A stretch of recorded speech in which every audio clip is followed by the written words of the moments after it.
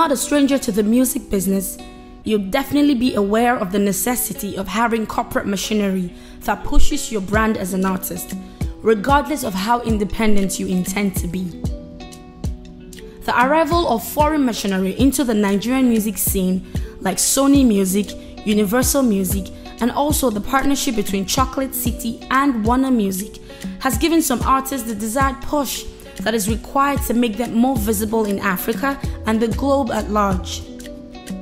The major record companies mentioned above are certainly not the only ones with the magic wand, because major music distribution companies have also thrown their weight behind the vibrant Nigerian pop culture. These are some of the artists who have majorly benefited from these deals in Nigeria.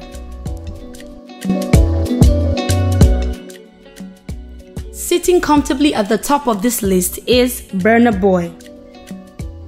The Odogu of Africa was once an artist who felt somewhat underrated, as the scene before his reign was dominated by Afrobeats giants Wizkid and Davido. Until 2017, when he signed a deal with Atlantic Records and then dropped the Outside album in January 2018, which was later supported by the massive hit Ye.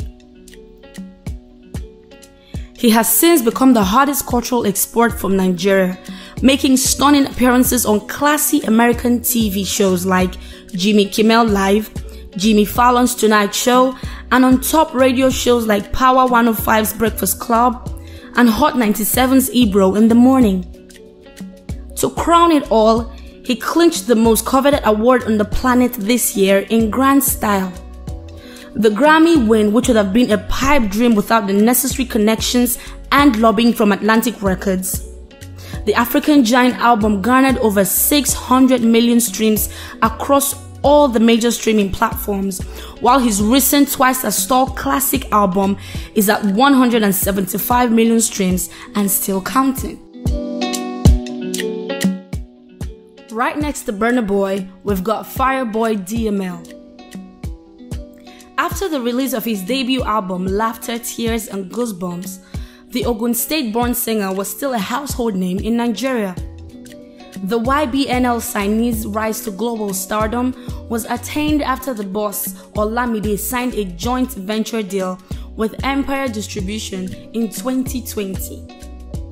Fireboy turned out to be the biggest beneficiary of the YBNL Empire partnership, as his 2020 sophomore album, Apollo, was a smash hit and drew the attention of American music industry veterans like Timbaland and Ebro Darden of Hot 97.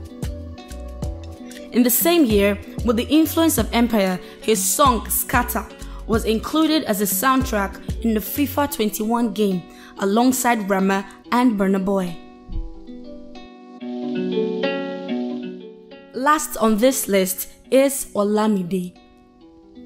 Other than Fireboy DML, the YBNL boss himself reaped the fruits of his own business dealings with Empire Distribution, with the release of his massively successful album Kappa DM, which did over 195 million streams across all platforms last year. The strategic playlist placements secured for Olamide and Fireboy ensured that both artists were made visible on key platforms like Spotify and Apple Music.